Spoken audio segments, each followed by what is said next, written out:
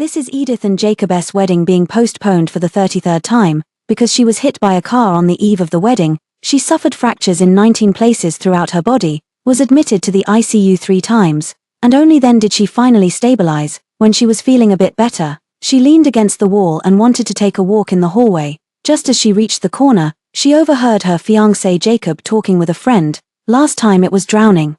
This time it was getting hit by a car, delaying the wedding for another 2 months. What method are you planning to use next time? At the corner, Edith felt as if all the blood in her body had frozen upon hearing this. Jacob wore a white lab coat, idly playing with his phone as he spoke in a calm tone. We won't postpone it, a friend expressed surprise. So you're just going to accept your fate and marry Edith? What about that intern Evelyn under you? When Edith was sent to Jonathan's house as a child, my father told me to be good to her because we were going to get married someday, so I've taken care of her like a wife since we were young. And it even became a habit until I met Evelyn. At this point, a flicker of amusement appeared in his eyes. Although she comes from a difficult background, she never accepts her fate and has always been resilient. I noticed her the moment I first saw her. If you like her so much, why not go after her?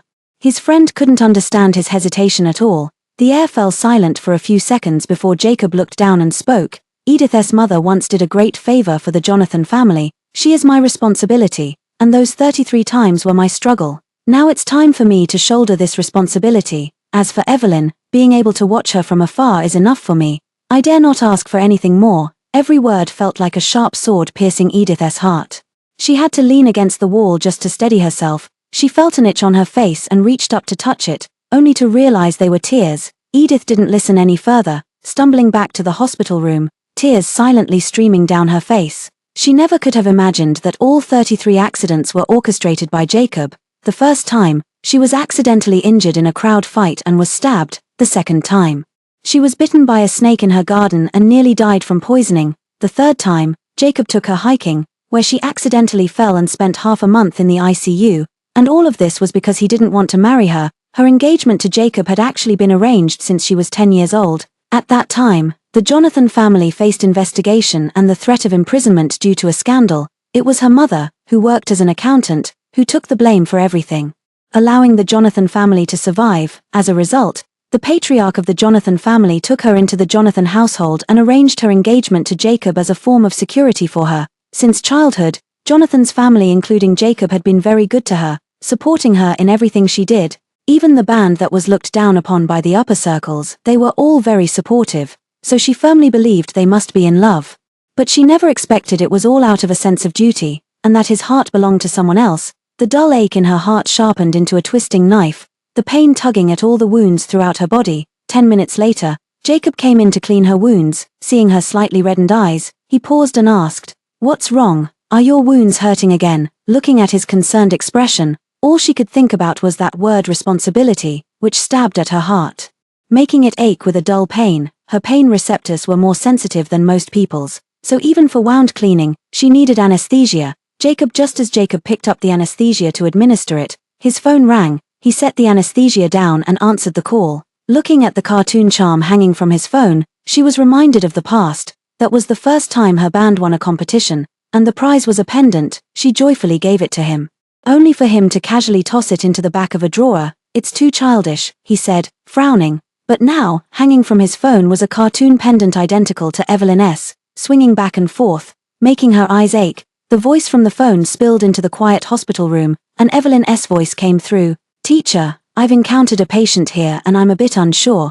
Could you come over for a moment?" As soon as these words were spoken, Edith could feel Jacob's entire aura brighten considerably. "All right, I'll be right there." His voice was light and cheerful. She had once thought these were just acts of kindness toward an intern, but looking back now, she realized the feelings had always been there, leaving traces all along. Jacob hung up the phone, his hand bypassing the anesthesia and directly picking up the debridement tools. A sharp pain radiated from the wound throughout her body. She let out a muffled groan, her head spinning from the agony as cold sweat poured down like rain. She spoke in a trembling voice, "Jacob, the anesthetic hasn't been applied yet."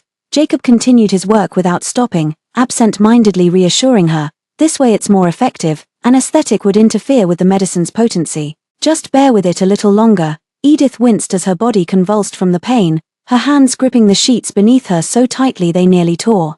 Her voice carried a hint of pleading. "Jacob, can you give me anesthesia? I'm really in so much pain. Be good, bear with it a little longer, it'll be over soon. He quickened his movements. A few minutes later, after the wound debridement was finished, Jacob threw the items onto the tray. Meanwhile, Edith was already in so much pain that she collapsed onto the bed. From her tilted perspective, she saw him walking away hurriedly. Actually, the anesthesia wouldn't hinder the medication's effect at all. He did this just to get to Evelyn's side quickly, unwilling to even wait out the 5-minute duration of the anesthesia. In an instant, her heart felt as if being twisted by a knife, tears streaming down the corners of her eyes onto the pristine white sheets. The intense pain continued to torment her relentlessly until her vision went black and she fainted outright. When she woke up again, Edith found several people gathered around her, all in turns under Jacob's supervision, including Evelyn. She propped herself up on the bed. "What are you all doing here?" A man with an honest-looking face spoke up.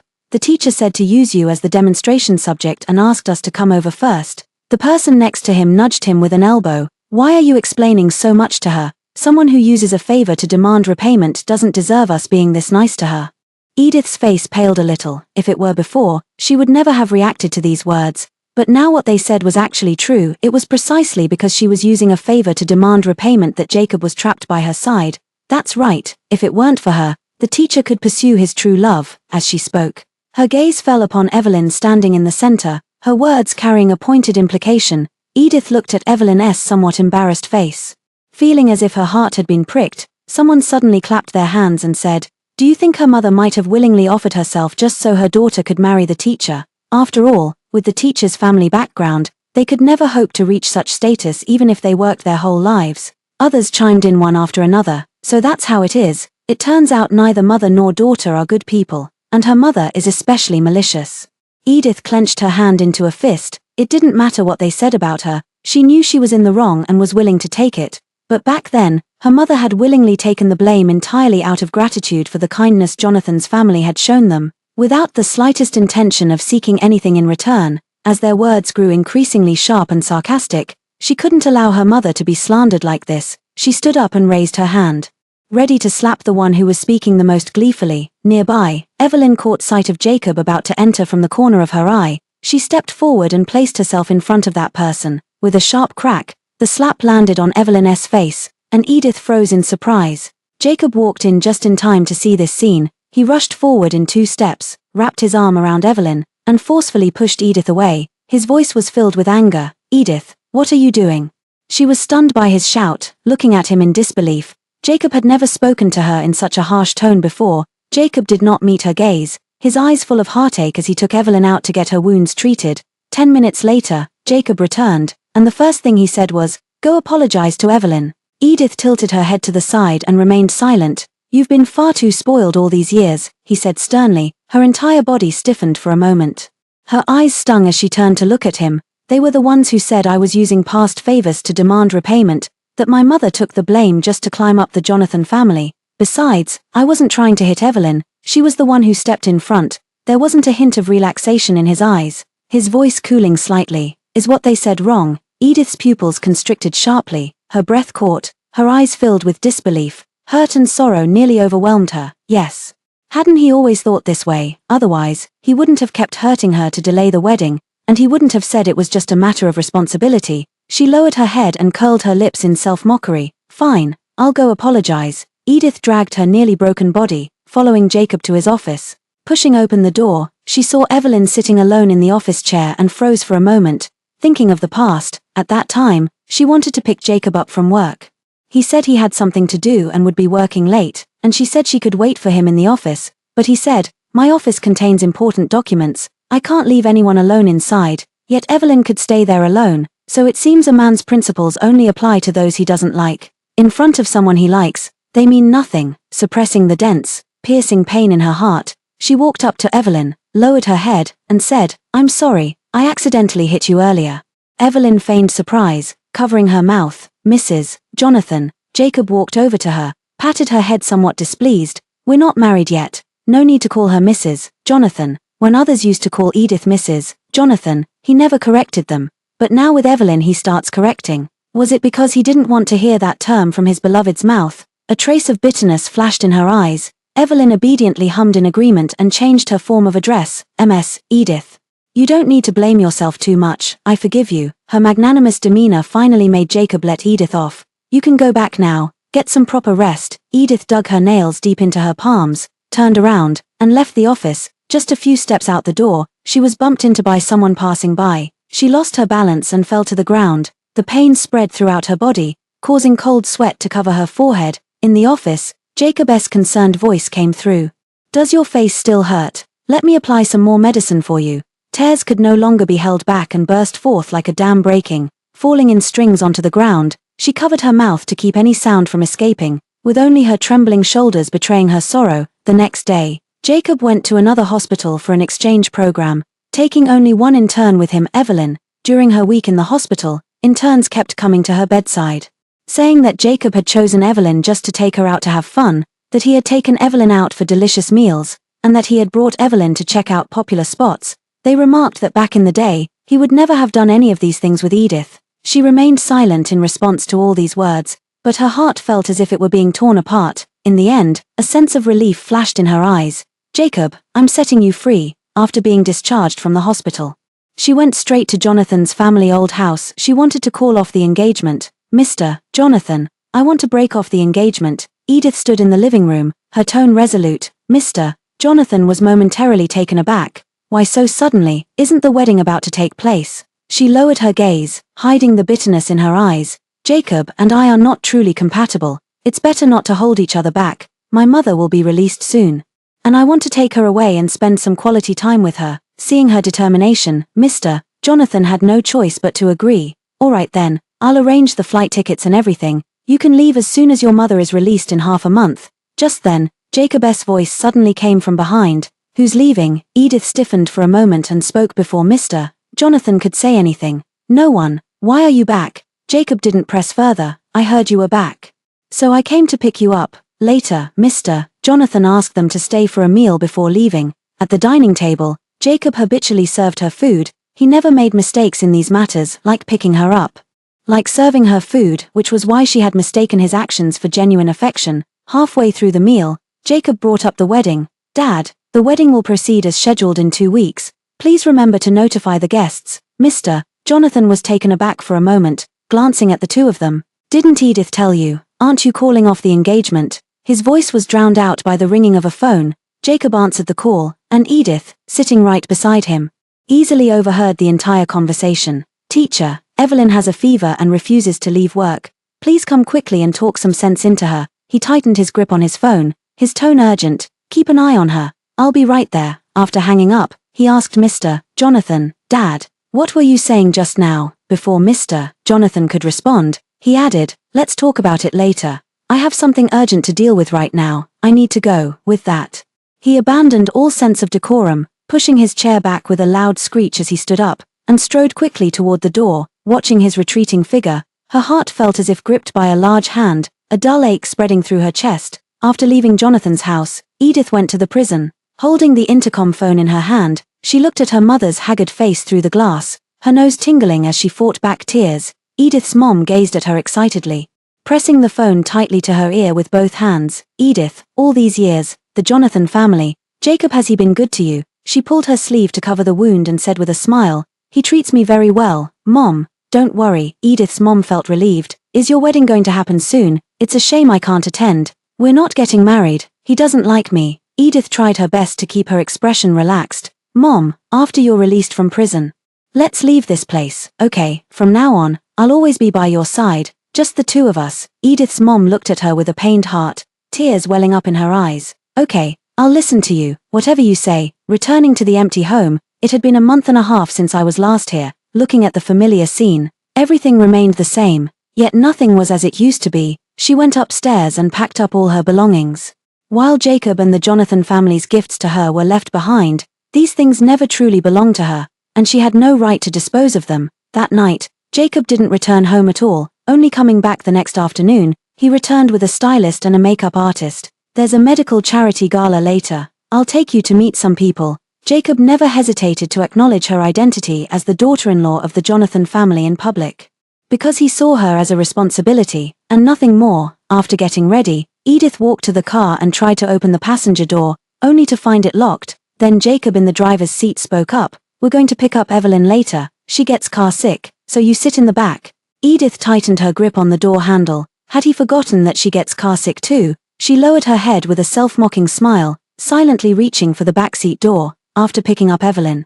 Her first words upon getting in the car were, "Thank you for staying by my side all night yesterday, teacher, otherwise, I wouldn't have recovered so quickly." Jacob looked at her with a doting smile and ruffled her hair. "I'm just glad you're better. You have such a weak constitution, you need to take better care of yourself in the future." The scene pierced Edith's heart, and just then, Evelyn spoke up as if noticing her for the first time, exclaiming in surprise, "Ms. Edith is here too. Then how can I sit here? I'll take the back seat." Jacob started the car. "It's fine, you can sit here." Edith suffered from severe motion sickness and began swallowing sour water halfway through the journey. Fortunately, they arrived at the venue before she became completely car sick. She entered the venue holding Jacob's arm, while Evelyn stayed close by his side. Throughout the entire medical evening event, he did introduce her to many people, but it was merely a brief introduction. He then focused on introducing Evelyn to the medical industry leaders, making her seem more like a supporting role instead. The after effects of motion sickness still lingered, and she didn't want to stay any longer. After saying a word to Jacob, she headed toward the restroom. She stayed outside for half an hour before taking a deep breath and turning back to the venue. But just as she reached the entrance, she saw Jacob holding up a somewhat unsteady Evelyn as they walked upstairs. Her face was flushed, and she was breathing rapidly and unsteadily. His voice was hoarse and strained, as if he was desperately holding back something. "Evelyn, just bear with it a little longer, we're almost there." Edith felt a jolt in her heart and followed them. She trailed them all the way to the upper floor's room area, then watched helplessly as they entered one of the rooms. Edith felt her head buzz, her thoughts completely halting at that moment. What did it mean for them to enter a hotel room? She didn't want to guess. There was still a sliver of hope in her heart. Perhaps he was just escorting Evelyn back to her room. She walked up to the door, only to hear, from just beyond it in the entryway, the sound of their restless voices and ambiguous wet noises. That last bit of hope vanished without a trace. Edith didn't break down the door. She was already disheveled enough and didn't want to put herself in an even more embarrassing situation. Covering her mouth to suppress the sobs that were about to escape, she stumbled out of the hotel. That night, Edith sat on the sofa, staring blankly out the window the entire night. Scenes of what might have happened later in that room kept flashing through her mind, and the heartache was beyond words. The next day, Jacob finally returned home, his clothes crumpled beyond recognition with unidentified stains all over them, his entire body reeking of Evelyn's perfume. Edith, with bloodshot eyes from staying up all night, looked at him. "You slept with Evelyn yesterday." Jacob paused for a moment while loosening his tie, then spoke. "I'm sorry, I was wrong in this matter, but she had consumed something bad yesterday. The effects were strong, and only I could help her." "But you still slept together. Do you remember you have a fiancé?" She stood up and walked over to him, her voice trembling and tone somewhat out of control. Jacob didn't sleep all night. His head was aching a bit, so his patience was wearing thin. "I said it was just helping out, and only this once. Don't overthink it. I will definitely marry you. The wedding is about to happen soon. Don't make a scene." After saying this, he turned and left the house, as if he didn't want to face her unreasonable behavior. With the sound of the front door slamming shut, Edith collapsed weakly to the floor. Tears streamed down uncontrollably, yet she laughed. She thought she was truly ridiculous. She clearly knew Jacob only felt responsible for her, so what exactly was she still hoping for? "I don't know how long I sat there." Edith finally fell into a deep sleep on the bed like a walking corpse. She was dragged awake by Jacob, who pulled her all the way to the car, and no matter how she struggled, she couldn't break free. "Jacob, what are you doing?" The car was driven extremely fast by Jacob. His tone was extremely gloomy. "You ask me what I'm doing. I told you not to mess around. Why did you take those bed photos to threaten Evelyn?" Edith was completely baffled. "I didn't do anything like that. If not you, then who?" This afternoon Evelyn left her resignation letter and went up to the rooftop. "If anything happens to her, I won't let you off." His voice was gritted with anger. As if he truly hated her to the core. They soon arrived at the hospital, and she was dragged all the way up to the rooftop, where Evelyn was sitting on the edge. The onlookers who wanted to watch were all stopped downstairs, leaving only the three of them on the rooftop. Jacob looked nervously at Evelyn, speaking softly. "Evelyn, I brought her here. She'll promise not to release the photos. Please come down, it's dangerous up there." He didn't even give Edith a chance to explain before deciding it was her. Her heart felt as if pierced by countless needles as she said coldly, "I told you it wasn't me." Evelyn stood up, her eyes showing just the right amount of heartbreak. "Teacher, if those photos get out, my reputation will be ruined. What would be the point of living then?" Jacob was panicking terribly. pulling Edith closer as he slowly approached, his voice trembling. "Evelyn, don't be impulsive. I won't let the photos get out," he comforted her, then moved closer and closer until only 2 steps remained. While Evelyn was off guard, he released Edith and pulled her, causing her to fall back into the rooftop area, while Edith, having been bumped, lost her balance and fell directly from the 4th floor. Everything seemed to be in slow motion. Jacob's panicked embrace of Evelyn in his arms deeply pierced her eyes. The feeling of weightlessness was intense. She looked at the azure sky and closed her eyes in despair. The pain was more intense than expected, so much so that she passed out before tears could even fall. When she opened her eyes again, Edith was lying on a hospital bed, her entire body aching as if it were falling apart. She had lost count of how many times she had been hospitalized. Just then, the phone rang. It was the prison guard she had bribed. "MS, Edith, your mother has been given special treatment in prison." "Did you offend someone?" Edith froze, her breath catching as she stammered. What did you say?" "Someone has given orders to the higher-ups, telling them to take care of your mother. Now she's getting no food inside, being targeted by her cellmates, and forced to spend 10 hours a day outside in the sun." These words struck like a thunderbolt, making her dizzy as the voice from the phone grew increasingly distant. The hospital room door was suddenly pushed open. Jacob walked in. Edith slowly looked up at him, suddenly understanding everything. "You did this." Only Jacob could do these things, especially since he believed it was his own threat to Evelyn. Jacob's face showed no confusion or surprise. She looked at him as if she had never known him before, her voice trembling. "My mother did your family a favor. You can't treat her like this. She's been in poor health for so many years and can't withstand this kind of torment." Jacob approached her, pinched her cheeks. His eyes cold. "She did do our family a favor, but not Evelyn. If you have any grievances, direct them at me. I deserve it all. But why did you have to harm an innocent person again?" By the end of it, Edith's face looked as if it were about to be crushed. With red-rimmed eyes, she stubbornly stared at him. "I didn't take any photos, and I never threatened Evelyn. If you don't believe me, check the surveillance footage at the hotel entrance. If it wasn't you, then who could it be? Evelyn has a gentle personality and has never had conflicts with anyone, only you." He looked at her coldly. No matter how she tried to explain, he was convinced it was her. Edith bitterly tugged at the corner of her mouth, tears sliding from the corners of her eyes, passing over Jacob's hand. He felt the warmth, as if something deep in his heart had been scalded. "All right, I know I was wrong. Please let them spare my mother. I'll stay far away from Evelyn from now on." She lowered her head and conceded, no longer wanting to struggle pointlessly, for it was utterly useless. All she wanted was for her mother to be safe and sound. She still needed to take her away from here. Seeing her soften, Jacob loosened his grip, switching to a gentle caress as his voice softened. "I don't want to hurt Aunt Shan either, but Evelyn is an innocent person. She won't appear in our lives anymore. If you don't want to interact with her, you don't have to, but please don't harm her." Edith felt a light kiss on her forehead. She nodded blankly, like an obedient doll. Yet despite being so obedient, she still couldn't keep her mother. The call from the prison came the next day. She had no memory of the journey there, and before she knew it, she was already in the morgue. On a pulled-out stretcher in the morgue lay her silent, pale mother. Edith collapsed to the ground, her hand trembling as she hesitated to reach out, her voice choked with sobs, tears falling on the cold face.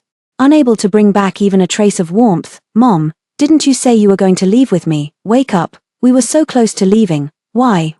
A prison guard explained from the side. "It was heat stroke. It was too late by the time we found her." That same day, Edith had her mother cremated, and she was the only one at the funeral. Before the funeral began, she made 19 calls to Jacob, all of which went unanswered. Just as she hung up, she saw the latest video in Evelyn's social media feed. It was a scene from a concert, and the person looking down at her with tenderness was none other than the one Edith had been desperately searching for. The video was filled with chaotic noise and flashing lights, reminding her of the time she had invited him to her band's livehouse performance, to which he replied, "You know I don't like crowded, noisy places." But now, she was accompanying Evelyn to a crowded concert. Edith smiled self-deprecatingly and didn't make another call. She bought a necklace at the funeral home and carefully placed her mother's ashes inside. "Mom, I'm taking you away." Edith returned home very late. It started raining heavily on the way, and by the time she got home, she was completely drenched.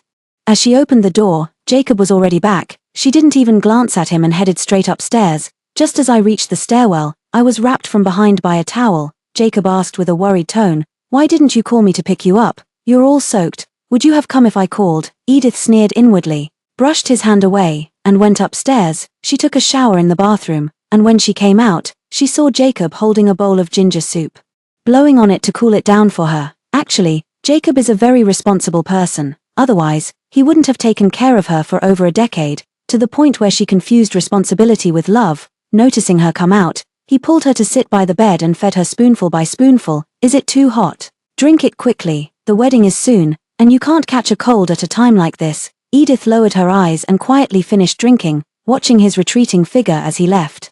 Her heart was filled with utter desolation. Jacob, as you wish, there will be no wedding now. The next day, Edith went out to the immigration department to apply for a visa. Just as she stepped out of the processing hall, she ran into Jacob and a group of interns under him. Jacob glanced at the place she had just walked out of, his brow slightly furrowed. What are you doing here? She calmly replied, someone in the band is going abroad, I'm here to help with the paperwork.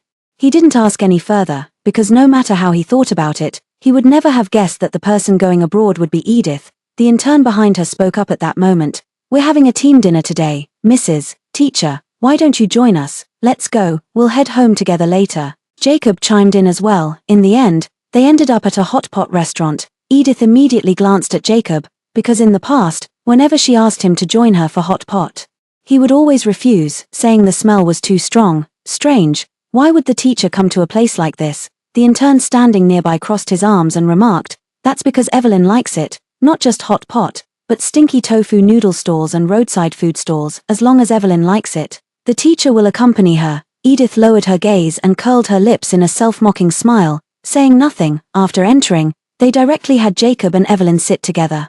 And only then, as if just noticing her, exclaimed in surprise, ah, sorry, I forgot the teacher's wife was here too. At previous gatherings, the teacher always sat with Evelyn. I hope you don't mind, Mrs. A fine, dense pain rose in her heart. She shook her head calmly and sat down across from them. From across the table, she could clearly see Jacob tying the apron for Evelyn, remembering all her preferences to make her dipping sauce, not eating any dishes himself, but cooking food for her.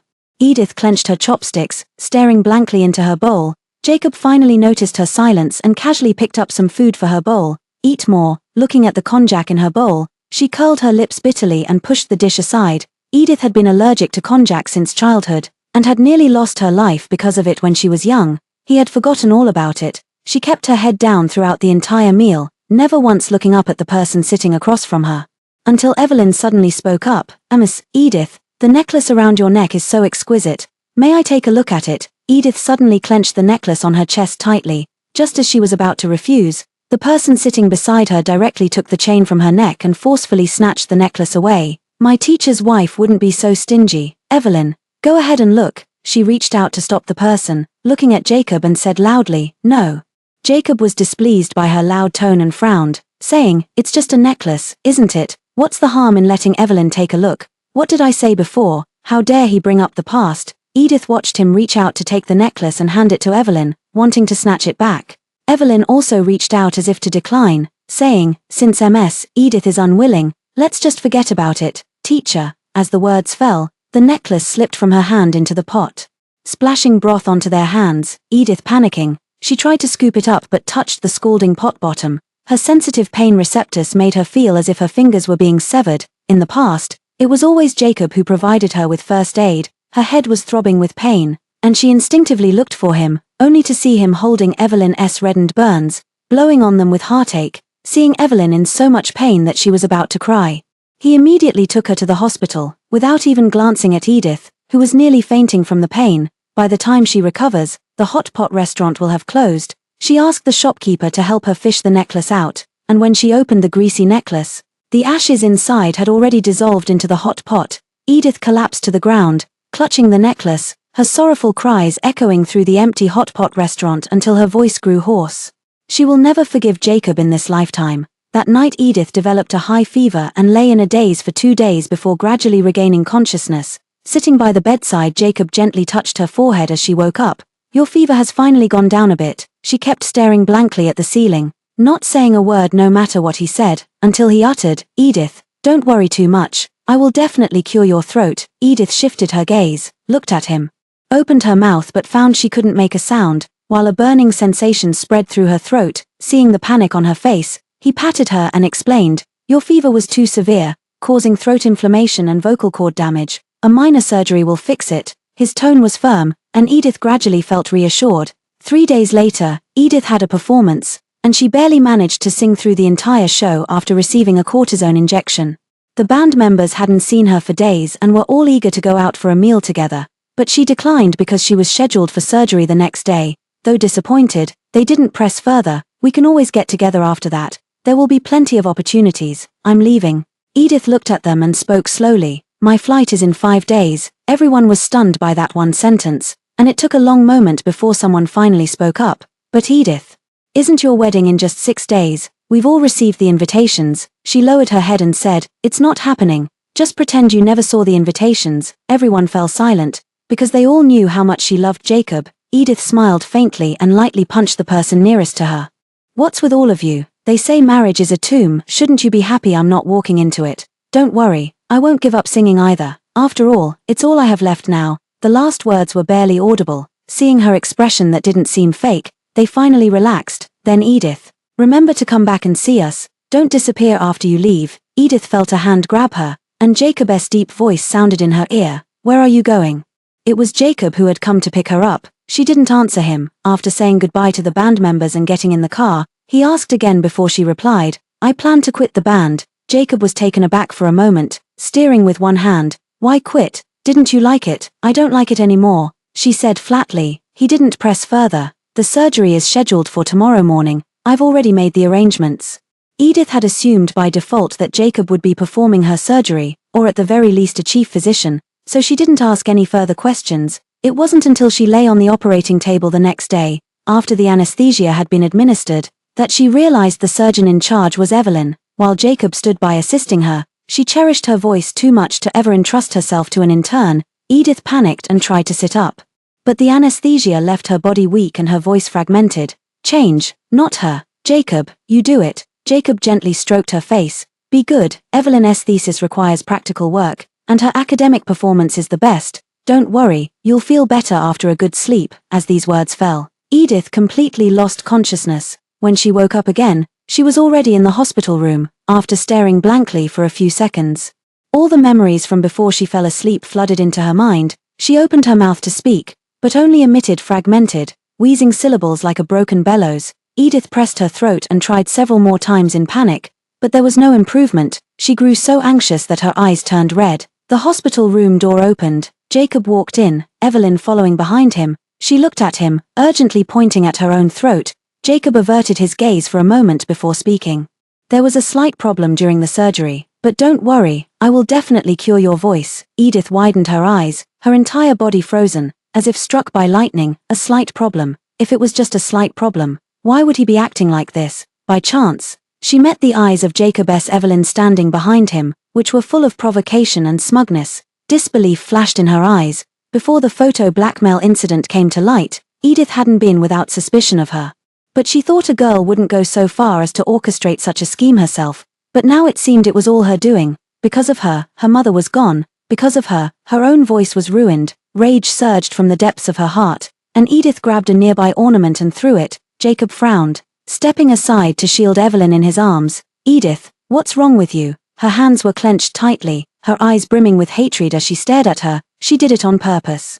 Jacob frowned even more deeply upon hearing this, his voice turning cold. "Surgery always carries risks. What does it have to do with her? Don't just lash out at people whenever you're unhappy." Edith paused for a moment, her gaze slowly shifting to him. His face was full of impatience at her unreasonable behavior. She lowered her head and gave a bitter smile. How could she have forgotten? Without Jacob's unconditional trust, what trouble could Evelyn possibly stir up? In the following days, Edith didn't speak a single word. Jacob came to visit her in the hospital room every day, repeatedly assuring her that he would cure her voice, but she never once looked at him. On the 4th night, she received a flight itinerary and a sum of money sent by Mr. Jonathan on her phone. "Edith, take this money and live well with your mother." She didn't tell Mr. Jonathan about her mother's death, not wanting him to worry too much. She simply replied with "okay," just after saving the information.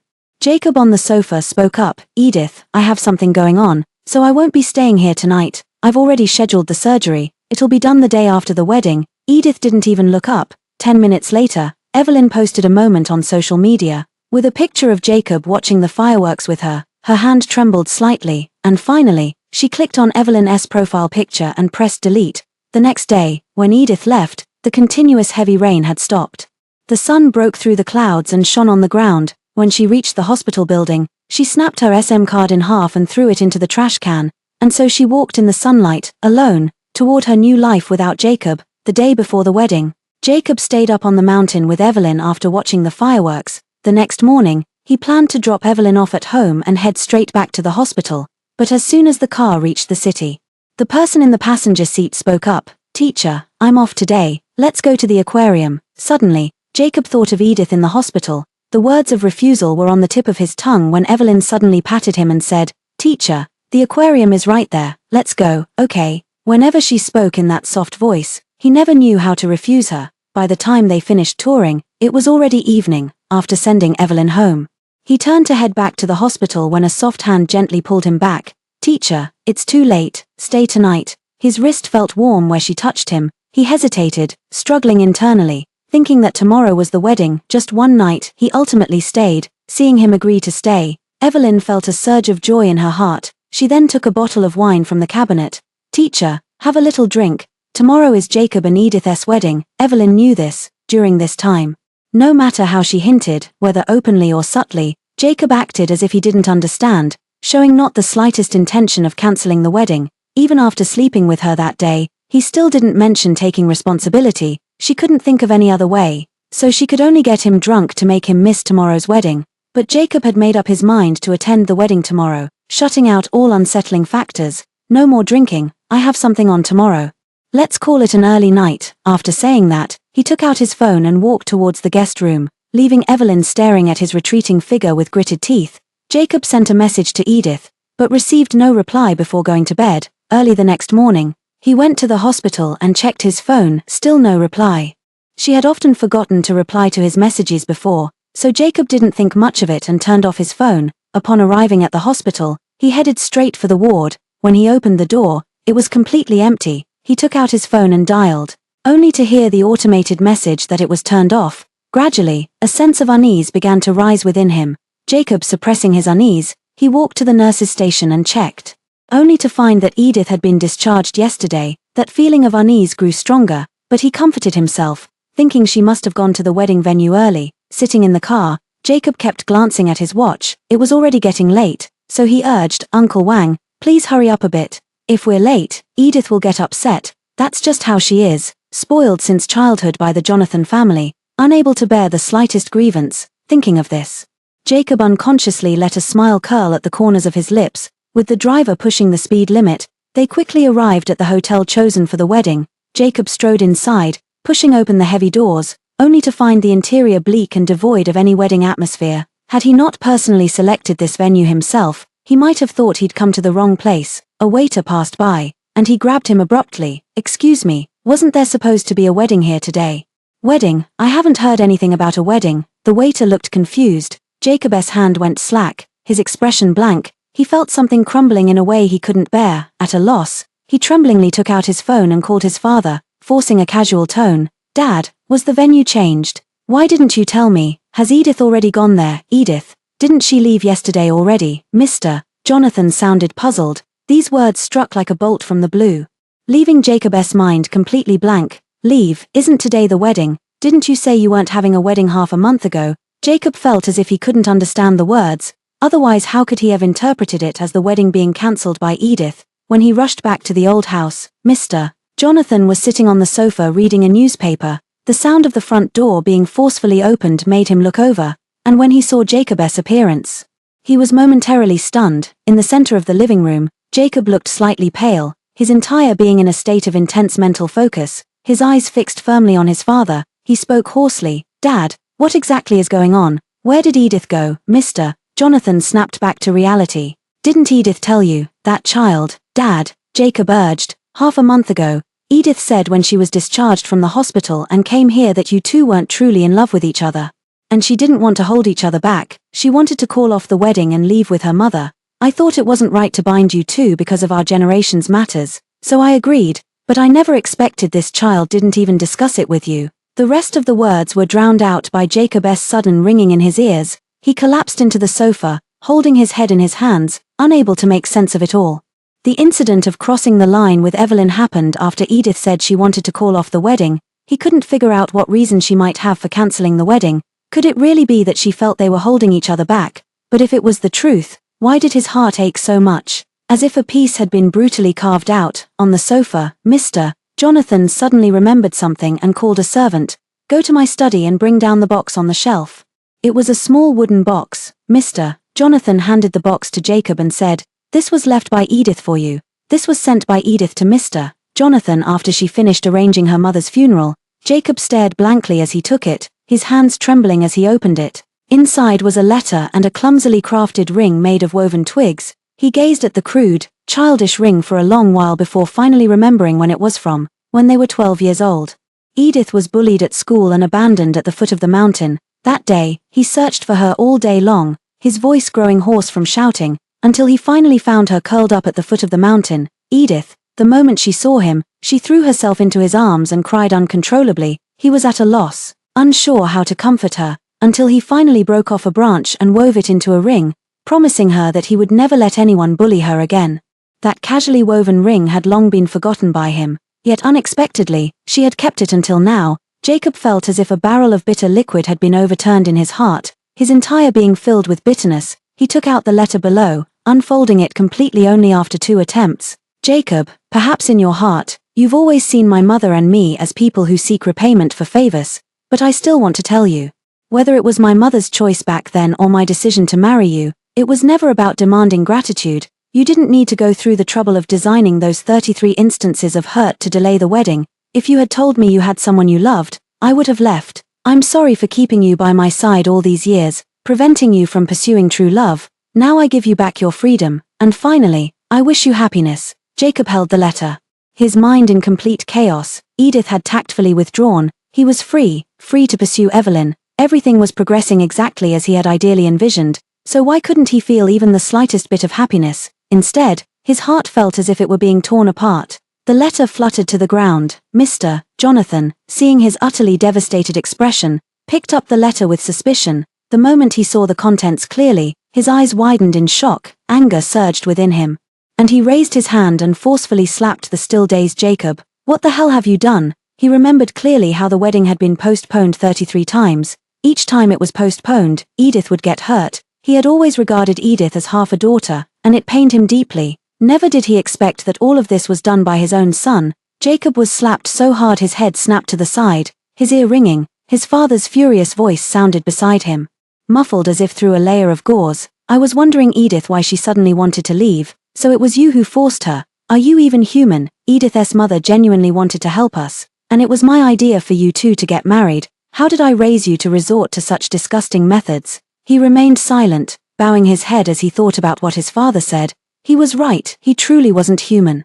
"Go kneel in the ancestral hall. You're not allowed to come out without my order, Mr. Jonathan waved his hand dismissively. Jacob had no objections. He stood up dazedly and walked toward the ancestral hall. The ancestral hall was silent and dimly lit. He knelt upright in the very center, facing the rows of ancestral tablets, his mind in complete disarray. He himself looked down on the things he had done, but at the time, it was as if he was possessed, constantly hurting Edith, thinking she would never find out anyway, and always telling himself it would be the last time. Now that she had truly found out and left without hesitation, he began to feel utterly at a loss. This feeling was unfamiliar to him, because in his heart, he believed his connection to her was only one of duty. If that duty was gone, then he should no longer have any feelings for her.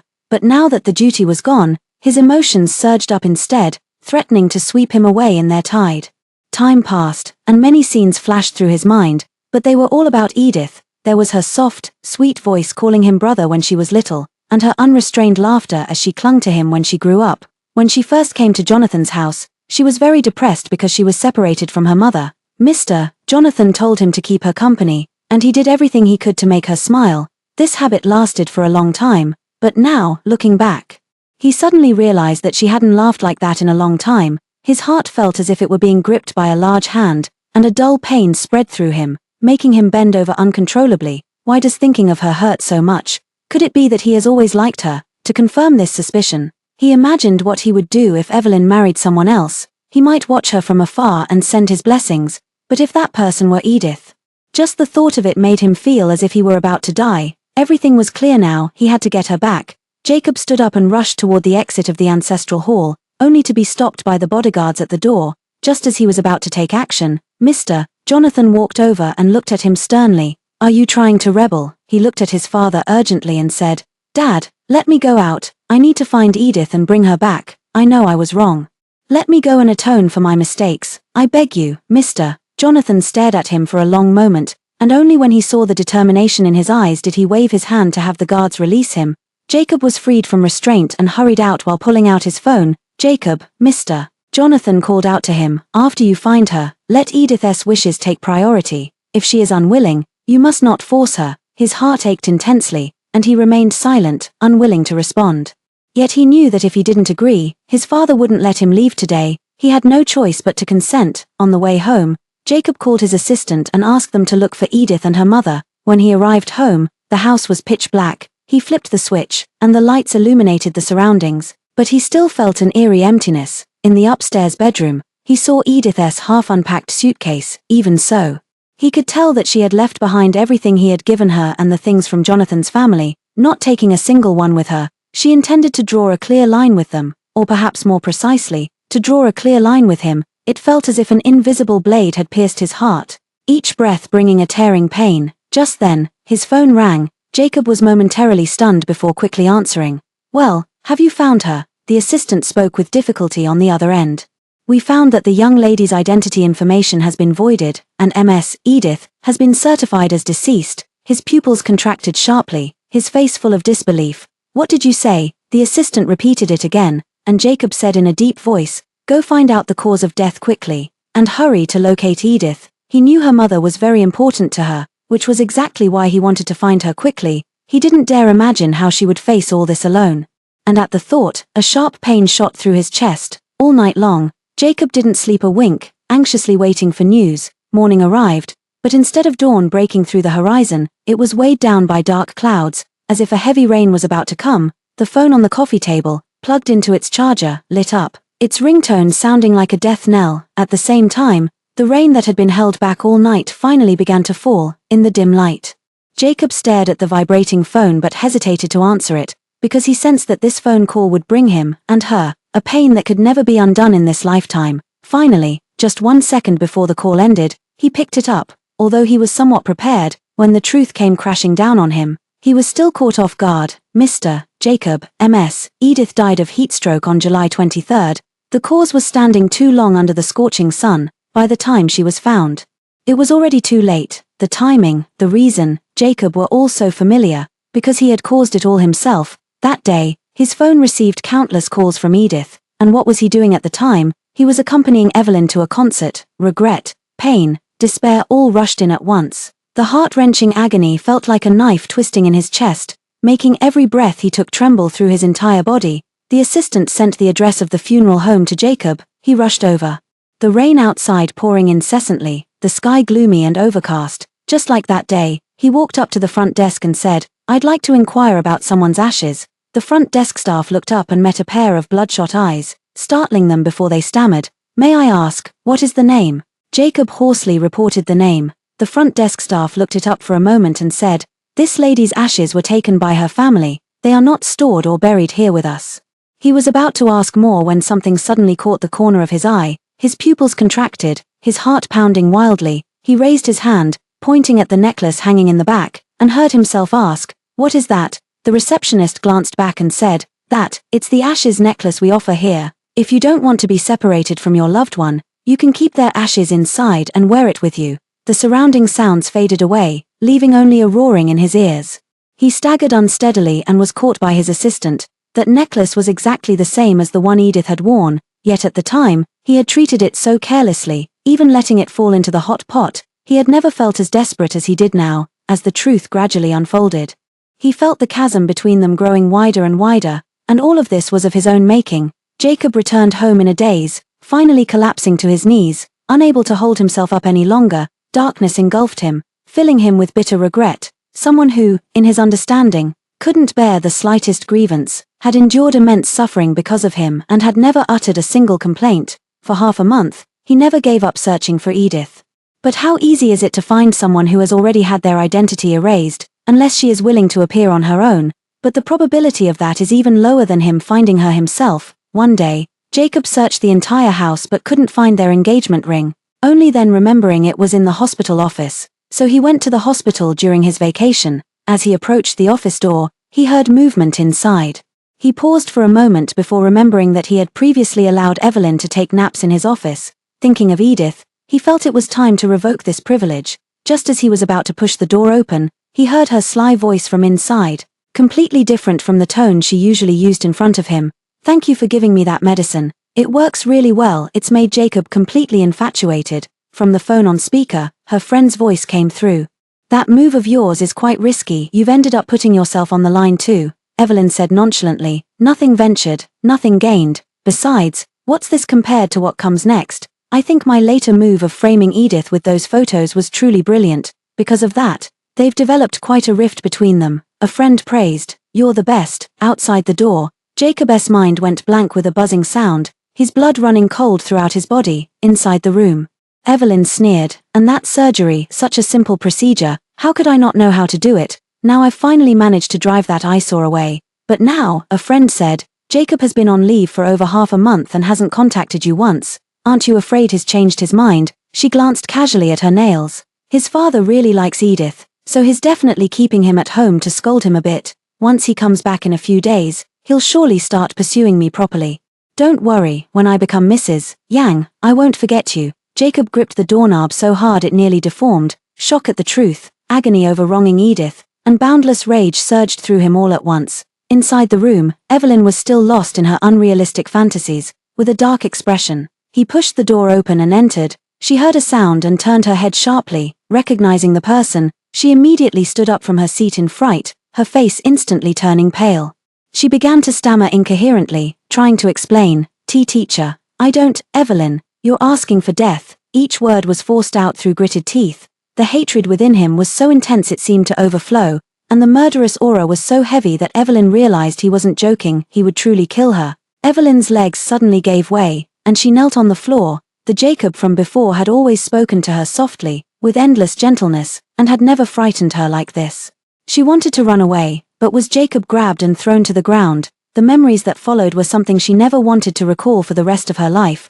Jacob locked her in an abandoned warehouse, forced her to take drugs, threw several homeless men inside, took countless photos of her, and her explicit pictures spread everywhere. At that time, Jacob stood just a few steps away from her, his voice cold as ice as he looked at her. "Didn't you say you wouldn't live if these photos got out? Then why haven't you killed yourself yet? There's an abandoned high-rise right over there. Do you need me to take you up?" Evelyn's vocal cords had been destroyed by him, and now she could only make hoarse, guttural sounds. Just as Jacob was frantically trying to kill her, Mr. Jonathan appeared and sternly snapped him out of it. "If you kill someone now, do you want to meet Edith with blood on your hands?" Jacob immediately came to his senses, shaking his head frantically. No, I don't want to. He finally stopped and began searching for Edith with all his might, finally finding her trail 2 months later. After leaving that day, Edith first stayed at her flight destination for 1 day, then went to another place the next day, the place she had originally chosen to stay with her mother. After arriving, she slept like the dead, eating only when she woke up and skipping meals if she didn't. It had been a long time since she had such an unhealthy routine. In the past, there was always Jacob keeping her in check, but now she could do as she pleased. After Edith had slept her fill, she took the salvaged necklace to the seaside. There was a bit of ash left inside the necklace, and she threw it, necklace and all, into the sea. "Mom, I'm sorry. I couldn't even protect your ashes for you. I'm useless. You were trapped in prison for over a decade, but now I'm setting you free in the ocean. From now on, be free." Her voice was still hoarse, a tear sliding down the corner of her eye. The sea breeze was gentle, like a pair of hands brushing her cheeks, blowing away that tear. Edith touched her cheek, lowered her head, and smiled softly, her voice very light. "I will be free too." It had been a week since the last surgery, but her throat showed no improvement at all. Speaking not only hurt but was also unbearably hoarse. Edith had become quite negative about her voice, somewhat resignedly thinking, "Let it be, I won't treat it anymore. After all, it doesn't affect normal daily life." And so she lived here somewhat emptily for a period of time. One evening, while she was out for a walk, she suddenly came across a band performing by the roadside. Unconsciously, she stopped and watched the entire performance. After one song ended, the singer suddenly noticed her and walked step by step towards her, handing the microphone to her. "Would this audience member like to come up and sing a song?" Edith was stunned for a moment and quickly waved her hands in refusal, but the person still didn't give up, because they could see that she really loved to sing. There was no other way. Edith had to speak up. My voice is damaged. I can't sing anymore. The band members noticed that she said she couldn't sing anymore, rather than that she wasn't able to sing, so they smiled and encouraged her. Even though your voice is damaged, I bet you used to sing beautifully. Don't give up, it can definitely be healed. Watching her retreating figure, Edith paused for a moment, touched her own throat, and returned to the hotel in silence. After thinking it over all night, she decided to heal her voice, because she realized she still loved singing very much and didn't want to give up on this dream. Edith hung up the most recent number, and after a long examination, the doctor looked at her X-ray with a deeply furrowed brow. Your vocal cords don't seem to be damaged externally. It looks more like they were damaged after being cut open. Although this statement was terrifying, it was the truth. That day, Edith already knew it was Evelyn who had done it intentionally. She remained silent, saying nothing. The doctor didn't press further and regretfully put down the X-ray. The damage is very severe, we can't treat it here. Before Edith could feel disappointed, the doctor added, but I have a friend who specializes in this field. He might have a solution, though he's in another country. If you don't mind the trouble, you could go see him. As he spoke, he took a business card with an address written on it from his drawer. The name on it read Luther. Edith took it and thanked him. After returning home, she thought it over all night and still decided to go.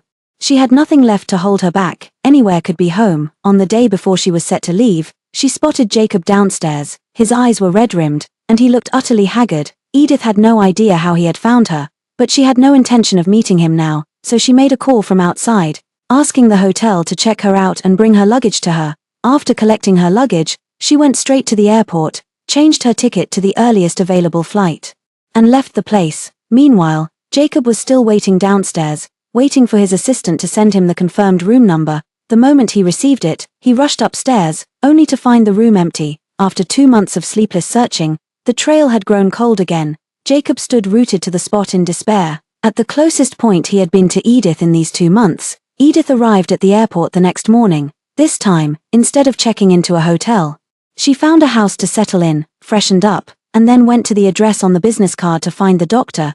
It was a private hospital with a pleasant environment. She presented the business card at the front, bypassing the registration process entirely, and was escorted directly to Luther's consultation room. The nurse gestured for her to sit on the sofa.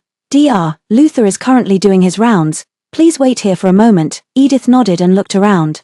It was a large yet very simple consultation room. Just as she was completely absorbed in looking around, a magnetic voice sounded. I don't remember having any patients this afternoon. Turning around, she saw a tall figure walking in. As he took a pen from the outer pocket of his white coat, he said this, his peach blossom eyes briefly resting on her. The nurse who happened to be coming in to get water for Edith said, "This young lady came with your business card. You said yourself that the card is a pass, so I brought her directly to you." Luther suddenly remembered. "Oh right, thanks then." The nurse waved her hand and went out, closing the door behind her, leaving only the two of them inside for a moment. Edith was staring at his face in a daze, because he was really too good-looking. Unlike Jacob's handsomeness, he was truly beautiful. Luther sat down behind the desk, watching her mesmerized expression, and narrowed his eyes slightly, teasing. "You're about to burn a hole through me." She suddenly snapped back to reality, her cheeks burning as she walked over and sat down opposite him. She took out the business card and placed it on the table. "Dr. Black sent me. My vocal cords are quite severely damaged." Luther also set aside his teasing demeanor and began to examine her seriously. After reviewing the scans, he indeed said the same thing as Dr. Black. "Your vocal cords were damaged after being cut." As he spoke, he looked at Edith, his expression dark and unreadable. She lowered her head without making eye contact with him and remained silent, not answering. Luther didn't press further and had a treatment plan ready for her within the day. Edith held the prescription, her eyes widening slightly. "Can it be cured?" Luther leaned over the desk, supporting himself with one hand as he pointed at the precautions on the prescription with his index finger. "That depends on whether you follow them properly, otherwise. I can't guarantee anything." The crisp scent of pine washed over her, making her momentarily dazed. "I'll follow them." After that, there was a treatment period lasting over half a year. She went to the hospital on time according to the treatment plan, and gradually her throat showed significant improvement. Feeling very grateful, she bought a gift and wanted to give it to Luther. He looked at the item in front of him and pushed it back with one hand. "If it's out of gratitude, there's no need to give it. Our hospital doesn't accept gifts. But if you really want to give it, how about using another reason, like my birthday." Edith looked confused for a moment upon hearing this, but she also knew he wouldn't accept it today. The final treatment session was a surgery. Because the previous surgery had made her fearful, she started feeling nervous the day before the operation. Lying on the operating table, she grew even more nervous. Her face turning pale and her entire body trembling slightly. Luther, with only a pair of peach blossom eyes visible above his mask, leaned close to her, his gaze filled with tenderness. "Don't be nervous, I won't let anything happen to you. Although all surgeries carry risks, in my hands, the success rate is 100%. She gradually relaxed. After the surgery, Edith stayed in the hospital for a few days before being discharged, and her voice returned to normal, by chance. She joined a band where there was a younger sister named Heather, who loved sticking close to her and was the one who pulled her into the group.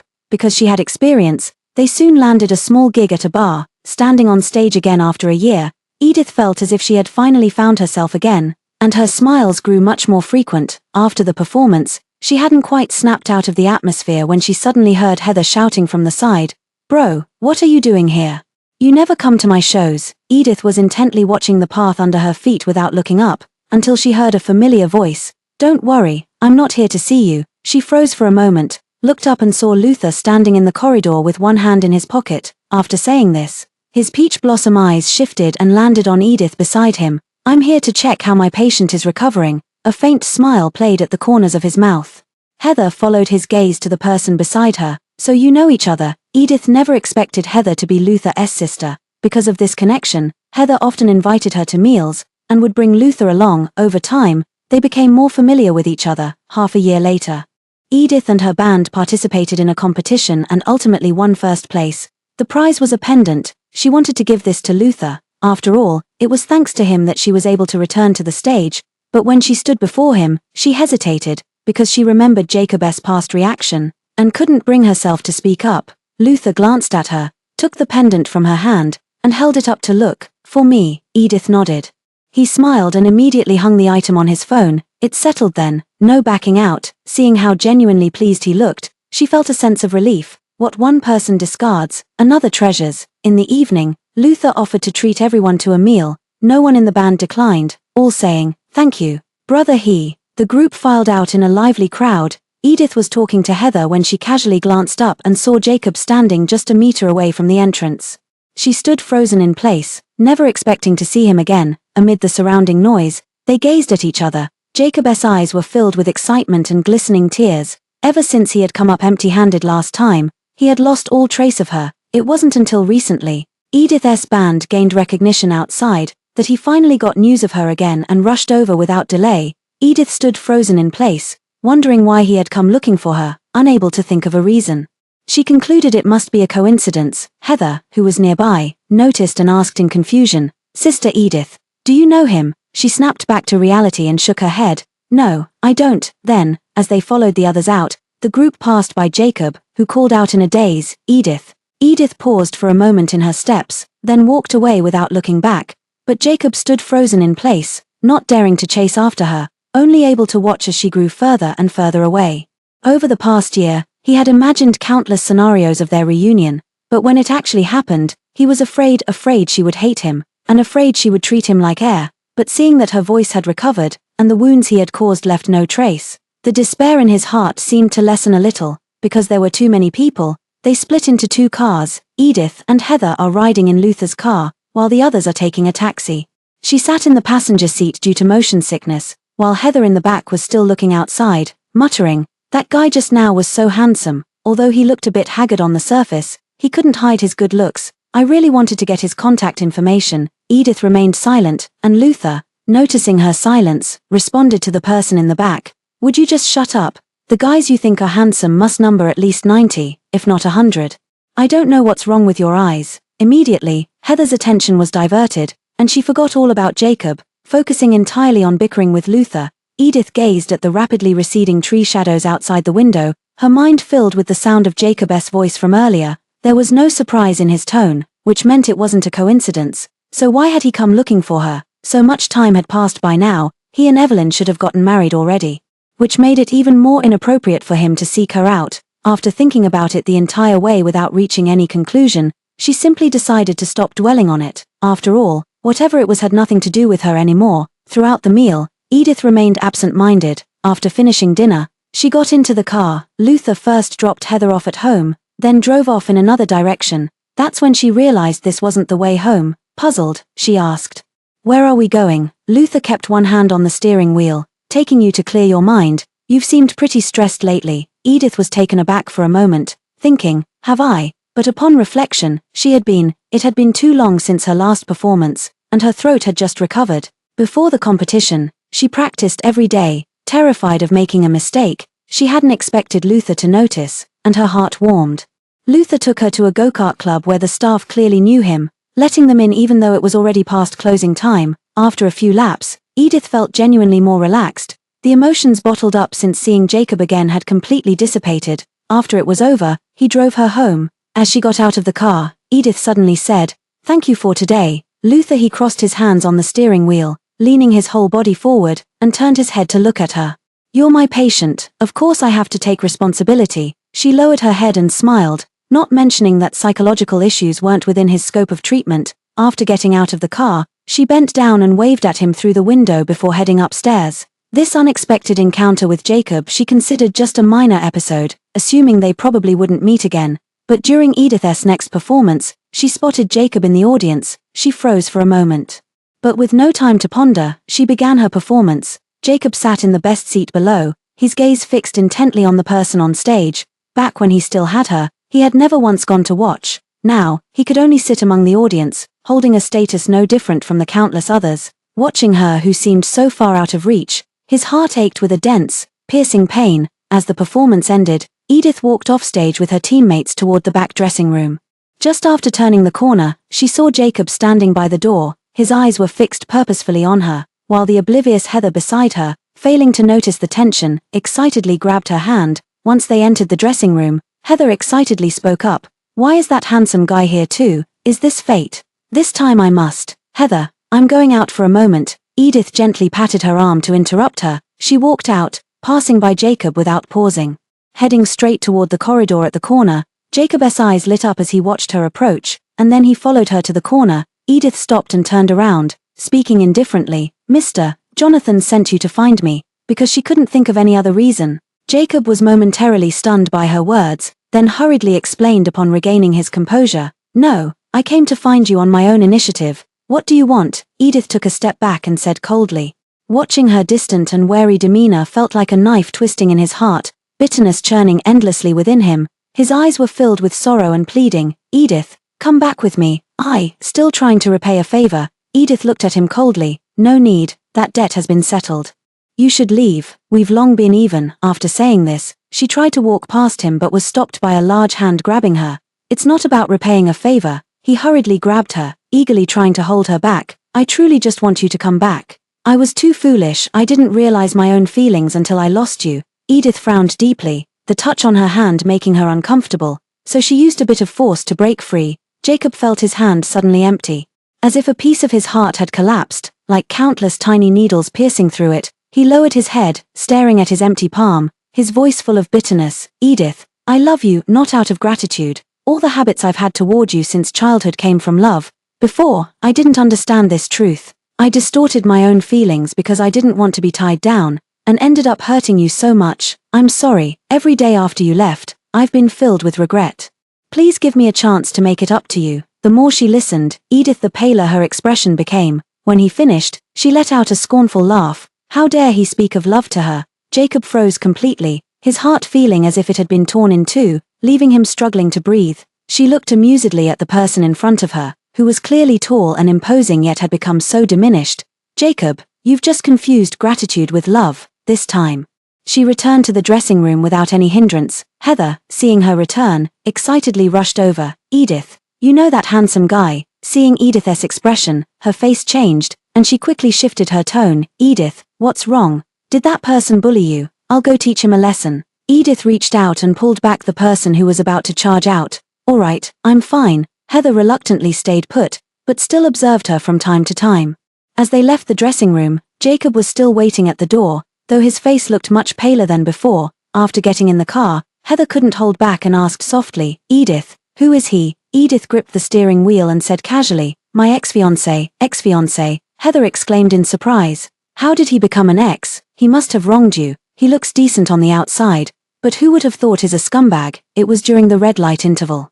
Seeing that she no longer had the infatuated expression she had earlier when facing Jacob, Edith laughed out loud while holding the steering wheel. Edith, what are you laughing at? Heather was utterly confused. She started the car, a smile still lingering in her voice. I just remembered how you were just saying how handsome he was a moment ago, Heather said. No matter how handsome someone is, if they treat Edith badly, they're just ugly. Edith was momentarily stunned upon hearing this. A warm feeling surging in her heart, she once again felt grateful to fate for letting her meet them. After seeing Heather home, Edith then returned to her own place. After finishing all her nightly routines, she lay in bed thinking about the love Jacob had spoken of. Unable to hold back, she laughed out loud once more. Jacob saying he loved her was an insult to the word. The next day, there was no performance, and the originally scheduled practice was cancelled. Edith read the announcement in the group chat, tossed her phone aside, and stared at the ceiling, realizing she had nothing to do besides practicing and performing. Just as a sense of emptiness began to surface, Luther called, "No rehearsal today." "Right, I'll come pick you up and take you out for a stroll." Edith figured she had nothing better to do anyway, so she agreed. She got out of bed, slowly got herself ready, and by the time she went downstairs, Luther was already waiting there. She paused for a moment, then quickly walked over and sat in the passenger seat. "Have you been waiting long? I should have been faster." Luther started the car nonchalantly. "For you, I'm very patient. You can come down whenever you want." Lately, he's always been saying ambiguous things like this. Edith had almost gotten used to it. She smiled and said, "All right then, I'll take a nap before coming down next time." Even then, he didn't get angry at all. No problem. Throughout the day, Luther acted as a tour guide, taking her around the area. She had been here for a year but had never explored it. In the evening, he took her to a restaurant by the sea. As they entered the private room, Edith looked at the large table with several seats, paused for a moment, then turned and said, "Just the two of us don't need." At that moment, the lights in the room were turned off, and a warm yellow glow appeared at the door. Then, Heather was seen walking slowly toward her with a birthday cake, with Luther standing beside her. Then came the sudden chorus of the birthday song, from the band members. She had completely forgotten that today was her birthday, a dazed look flashing in her eyes. "Happy birthday, Edith. Edith, happy birthday, Edith." The lights came on, and she looked at them with moist eyes. "Thank you." While eating, Edith suddenly remembered what Luther had said to her today. So she patted the hand of Heather, who was happily eating beside her. "Heather, does your brother always talk to others so ambiguously?" Heather was enjoying her meal and didn't realize the implication behind the question, casually replying, "His words can be infuriating, ambiguous. I'd consider it a blessing if he can just speak properly." Edith looked somewhat surprised upon hearing this, her eyes wandering aimlessly until they were suddenly locked by a pair of eyes filled with mischief. She immediately lowered her head and picked at the food in her bowl, only then realizing she had no reason to avoid him. Her cheeks instantly burned with heat. After the meal, everyone went to the connected karaoke area to sing, leaving only her and Luther at the table. Suddenly, Luther glanced at his watch and abruptly pulled her onto the balcony. She asked in confusion, "What's wrong?" He looked down at her and said with a smile, "There are fireworks." Edith's eyes lit up, and she turned to call them to come watch together, but was pulled back. "These are just for you, no need to call them." She froze for a moment, gazing into the eyes so close to hers, her heart pounding wildly. Bang! The fireworks exploded, and she immediately turned her head toward them, her hair swinging and just covering her flushed ears. The fireworks were dazzlingly brilliant, and everyone on the beach stopped to watch. Gradually, she too became captivated. Forgetting the erratic heartbeat from moments before, as the fireworks faded, a magnetic voice sounded beside her. "Luther, I'm not the kind of person who says things lightly. Those words, I only say them to someone I like." That one sentence kept her awake the entire night. Luther as always. He saw her home just like every other time. But she felt something was different this time. When she got out of the car, he handed her a gift box, a birthday present. She walked faster than usual from the entrance of the residential area to her building because she couldn't wait to get home and open the gift. But when she reached her building and saw Jacob, she suddenly stopped in her tracks. She stood in place watching him from afar, Jacob holding a cake and a gift, walking toward her. Nervously, he held the gift out to her. His voice hoarse as he spoke, "Happy birthday, Edith. I said I would spend every birthday with you. Glad I didn't miss it." Indeed, he had never missed any of her past birthdays. Jacob, even when he was busy with a full day of surgeries, he would squeeze out time to celebrate her birthday. Even if it meant staying up all night to perform surgery, he never missed one. But that was all in the past. Edith took the gift he offered, and before Jacob could show any sign of joy. She casually tossed it into the nearby trash can. His face instantly turned pale, his heart gripped by an invisible hand, making it hard for him to breathe. She spoke coldly. "You don't need to bear this useless responsibility anymore. Stay away from me," Jacob said bitterly. "It's not because of responsibility. Edith, I'm sorry. I really know I was wrong, and I truly regret it. Please give me another chance. I will definitely do better than before." "On what grounds?" she interrupted him coldly. The air was quiet for a few seconds. Edith sneered and walked past him with the gift in her arms. Watching her retreating figure, Jacob stood frozen below all night. A few days later, Edith had some paperwork that required her to return to her home country, and Jacob coincidentally was on the same flight as her, and just happened to be seated right next to her. She couldn't be bothered to pay attention to his meaningless actions, and remained silent with her eyes closed throughout the entire flight. Jacob watched her close her eyes as soon as she boarded the plane, thinking she was too tired and had fallen asleep, so he stayed quiet and didn't disturb her. It wasn't until he saw her open her eyes precisely after the plane landed that he realized she simply didn't want to have any communication with him, and a fine, sharp pain welled up in his heart. After exiting the terminal, Edith stood by the roadside ready to hail a taxi. Jacob followed closely behind, eagerly saying, "Edith, where are you going? Let me give you a ride. It's hard to get a taxi here." She expressionlessly got into the taxi she had hailed, leaving him alone where he stood. After finishing her tasks, she went to Jonathan's family old residence the next day. This should be her last time returning to her home country. She wanted to see Mr. Jonathan one last time. In the study, Edith and Mr.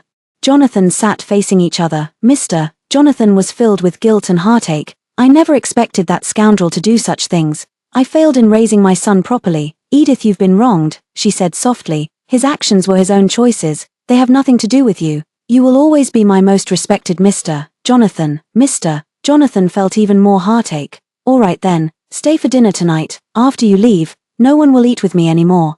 This old man will be quite lonely all by himself." Edith would naturally not refuse. Just then, a knock came from outside the door. "Sir, the young master has returned." Mr. Jonathan immediately glared with fury. "What is he back for? Drive him out," the servant said with difficulty. "We tried, but he insists on staying. He's already knocked out 3 bodyguards." Mr. Jonathan slammed the table forcefully. "Call all the bodyguards over. I refuse to believe this." The servant turned to leave.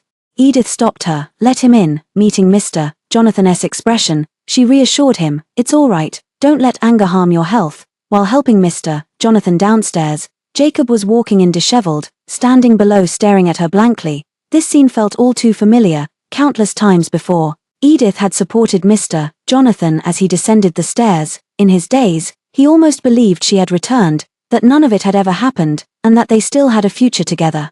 In the past, she would have immediately turned her gaze to him, smiling as she spoke. But now, no matter how intensely he stared, Edith treated him as if he were invisible. Those events had indeed occurred, she would not return, and they had no future. This realization pierced Jacob's heart like an invisible blade, each breath bringing a tearing, searing pain. At dinner, Jacob sat across from Edith, his eyes burning as he stared at her, occasionally serving her the dishes she liked. She didn't even look up once, focusing on her conversation with Mr. Jonathan, and directly picked out the food placed in her bowl into the waste plate. After the meal, Edith accompanied Mr. Jonathan in conversation for a while before saying goodbye. Throughout this time, Jacob remained quietly on the side. As soon as she finally got up and left, he immediately chased after her. Edith knew he had chased after her, and without stopping her steps, she walked to the garden of the villa area and came to a halt. She crossed her arms and looked back at the person who had urgently followed her. "If you have something to say it here. After you've said it, don't bother me again." Jacob felt a sudden pang in his heart. He realized that they seemed to be truly reaching the end, and all the unease and despair in his heart surged up. He bent his back and frantically grabbed her by the shoulders. "Edith, I'm sorry. I'm really sorry. I can't lose you. I really can't live without you. I know I was wrong. I beg you, please give me a chance to make it right." Edith met his bloodshot eyes with undisturbed calm. "Jacob, what's done is done. No matter how you try to make amends, the dead won't return, and I won't forgive you." Jacob searched her eyes, desperately trying to find a glimmer of hope, but no matter how hard he looked, he found only still, unrippled water. He finally broke down, tears falling like rain. He dropped to his knees and clutched at her tightly, as if by doing so he could truly hold on to the person who was about to leave. "Don't go, Edith, I beg you. Please, could you love me one more time? Please." She looked down at the person kneeling and weeping before her, feeling only pity. She had loved him, and he had loved her, but they had never truly loved each other. Was there a winner in this relationship? The answer was no. In the past, she was the loser. Now, he was the loser. Jacob. Let me go, that was all she said. He used to grant all her requests, but now, faced with this one demand he would rather die than agree to, the only thing he could do was comply, because she asked him to let her go. She told him to let her go, so how could he not do as she said? Jacob's hands gradually loosened their grip. Edith turned away without a hint of hesitation, leaving the person behind to helplessly hold themselves and weep. The next day, early in the morning, Edith returned, and this time, there was no one by her side who shouldn't have been there. After landing, as soon as she walked out of the jet bridge, she spotted Luther in the crowd. She paused for a moment, then quickly walked over. What are you doing here? He took the suitcase from her hand. Of course, I have a spy. Edith smiled. Tell me. What did you bribe Heather with this time? Isn't she just into money and handsome guys? He opened the passenger door for her, waited for her to get in, then leaned lazily against the door, grinning at her. Someone so easily bribed. Wouldn't it be better if you just told me these things directly from now on? What do you think? They all knew perfectly well what lay behind this. Edith was momentarily stunned, but fortunately Luther didn't actually expect an answer. It felt more like a probe. On Valentine's Day, after finishing rehearsal with her bandmates, just as she was about to head home, Heather suddenly pestered her to go for a walk by the seaside. She could never win against her, so she had no choice but to go along. Only after arriving and seeing the setup on the beach did she realize it had been arranged in collusion with Luther. When they were about 2 meters away, Heather didn't follow anymore. Instead, she said, Edith, I really like you. I hope you can become my sister-in-law. Then she turned and ran off. Edith gave a helpless smile and walked closer to Luther. She gently touched the surrounding flowers and said, I remember you weren't the type who likes such grand, dramatic gestures. He was also holding a bouquet of flowers, more exquisite and vibrant. I don't like them, but I like anything that makes you happy, and I'm even more willing to do so, once again. Edith understood that principles are worthless in the face of someone you love. I used to know it would ache my heart, but now I know it's filled with overflowing love. Luther stood before her, presenting the flowers in his hand, and upon closer look, they seemed to tremble slightly. Edith, I never believed in love at first sight until I met you. Will you be my girlfriend? When she heard the words love at first sight, Edith was stunned.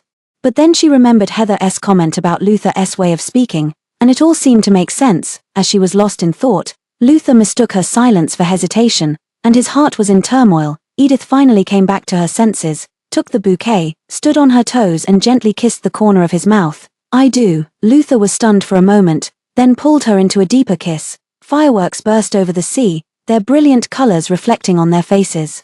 Edith wrapped her free arm around him in return. She would always believe in the existence of love, and always have the courage to love, because we dare to love, we receive love in return. The end. The end.